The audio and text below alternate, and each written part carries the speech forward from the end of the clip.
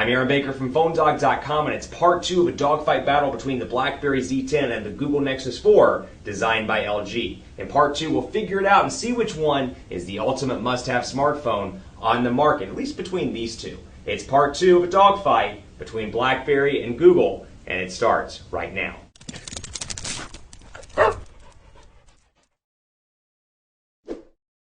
It's part 2 of a dogfight battle between the Z10 and BlackBerry 10 versus the Nexus 4 and Android 4.2.2, kind of the flagship version of Android right now. It's a stock version at that. It's not running any carrier or manufacturer-based UIs or overlays. Clean. BlackBerry and Google, this is as pure as you can get from a Google perspective, and obviously as pure as you can get from a BlackBerry perspective because they made the hardware and they made the software. It's Dogfight Battle Part 2 between two hot devices. But before we get too far into that, going to give some love to my partners at Best Buy Mobile for giving us devices like these for use in our One Paw Bandit giveaway game, which we give to you for free at instantwin.phonedog.com. The great thing about Best Buy Mobile, whether you want Verizon, AT&T, Sprint, or T-Mobile, when you walk in, they're unbiased and they'll help you find the carrier that works best for you where you live, and they'll find that one, whether it's LTE that you want or HSPA Plus or prepaid. They'll get you all hooked up at Best Buy Mobile. So let's start into part 2 here. We're going to load it up and take right off with the browser on both of these devices. Now, a couple of things to keep in mind here. I was reading this article about condos in Florida because they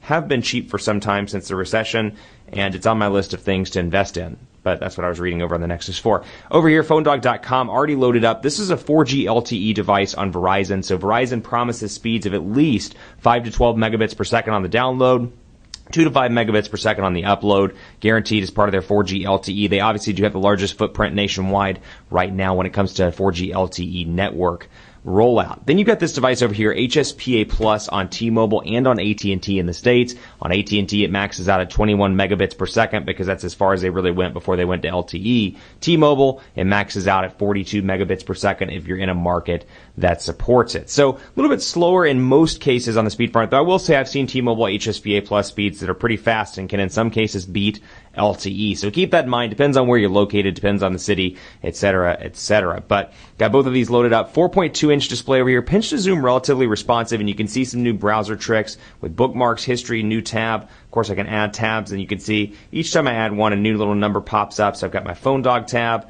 and I can come over here to see my settings and all of that, my downloads, and more. So pinch to zoom, relatively responsive here, little to no lag over there. Portrait to landscape, nice and fast. So a decent browsing machine all around. That said, still feels kind of beta in comparison to the fleshed out Google Chrome, which is now part of stock Android. Pinch to zoom, incredibly responsive here. You've got your on-screen buttons, you've got your tabs, which very dynamic. The animation is quite nice. I can keep playing with those, get rid of those as I see fit. I can add new tabs if I want to, just by doing that. And you can see the animations are all very fluid and very fast, keeping in mind this device has a quad-core processor. Portrait to landscape, nice and fast as well. And we'll take a look, speaking of it, speed test numbers, because I want to show you how these perform. Again, keep in mind HSPA Plus, I am running a T-Mobile SIM card over on the Nexus 4. We'll load up Mobile Pulse, which I actually have not used. Connect to the internet. I am connected to the internet. Does not look like it's working. I am connected to the internet, so I don't know why. I've got 4G LTE loaded up and ready to go.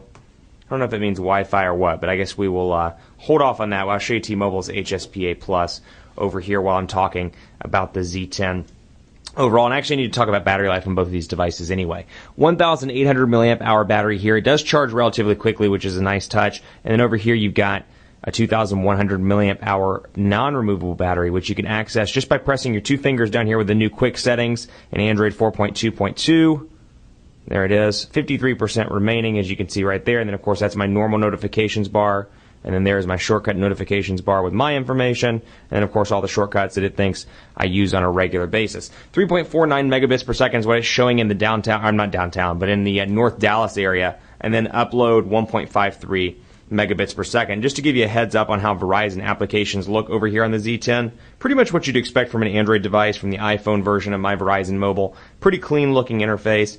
Allows you to easily check your Verizon stuff here. Bill plan, device profile, usage summary, and more. And then I can go ahead and cancel out of that as I see fit. So obviously BlackBerry Hub is a big thing over here. But another big thing, the camera. They made a point to tout some of the features of the camera. I did not mean to click on Instagram. Let me go to And click on that either. Let's go to regular camera. 8 megapixels over on both of these devices. And I'm going to bring over a Note 2 that I have laying over here on my desk. And you can see I tap anywhere to take a picture, but it autofocuses in.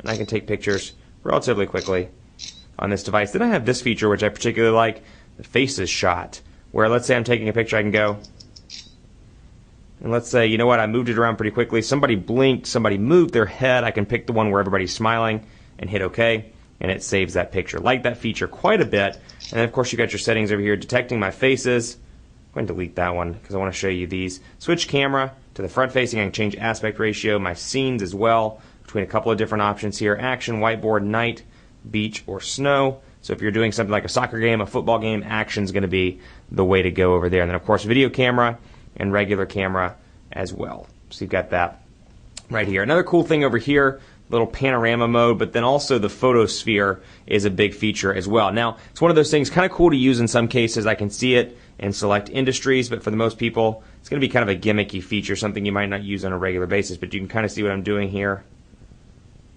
And basically, I just line it up with the dots. It allows me to take a picture, although this one is not particularly coming out particularly well.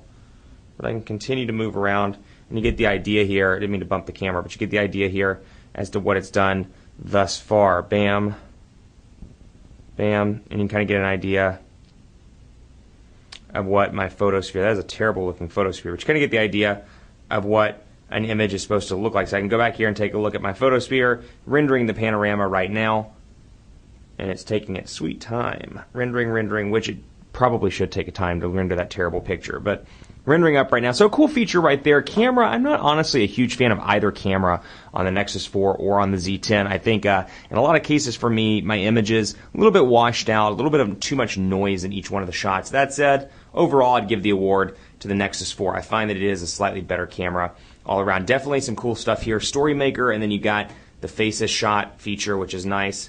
Or best faces, I should say. And then over here, we'll take a look really quickly at quadrant standard, just so you can see how it performs over on the Nexus 4. And while that's loading up, I'll take a look at the BlackBerry world over here.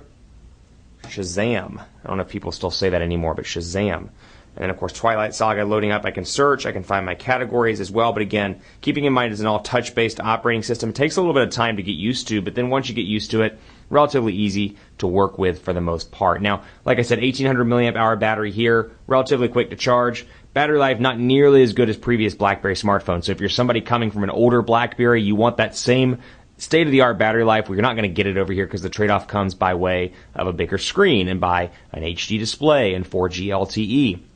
You do lose battery life. Over here, battery life's equally unimpressive on the Nexus 4. I get about 10 hours with moderate use on the Nexus 4. Not great by any stretch of the imagination. It charges fine. I wouldn't say fast or slow, but the battery does deplete pretty quickly for me on the Nexus 4. I carried this as part of a 30-day challenge, and that was probably my biggest annoyance about the Nexus 4 was the battery life. Was not impressed with that. What I am impressed with, incredible design, stock Android and the latest version at that. So for people that like stock Android, it's a great option if you want to hack, root, mod, or if you just want a great Android starter device. It's fantastic, and the price point makes it really compelling all around at $300 without a contract. $4,118 over there on the Nexus 4. So a tough dogfight battle by any stretch of the imagination, and it's going to depend on what you like the most on these devices. If you like BBM, you like the email reliability that historically has come from BlackBerry, you like the more industrial look and feel, you dig in the Z10, you like the all gesture navigation, it's going to be a great device for you.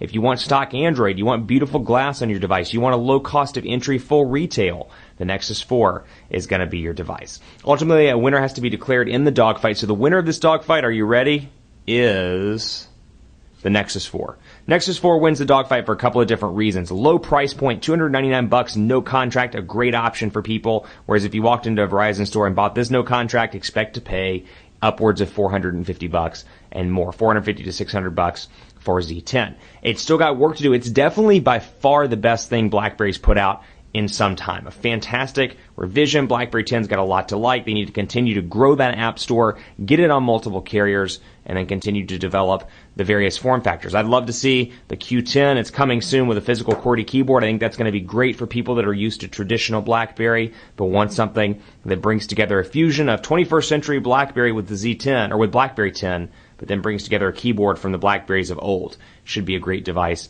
all around. Impressed with the Z10?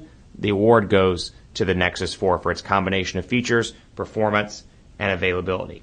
Keep it locked on PhoneDog.com for continuing coverage on both of these devices. Let me know what you want to see at PhoneDog_Aaron. Let me know what you think of both of these devices on Twitter, Facebook, Facebook.com/HiAaronBaker, and then on Google Plus as well at gplus.to/PhoneDog. Thanks so much for watching, and as always, I'll see you next time.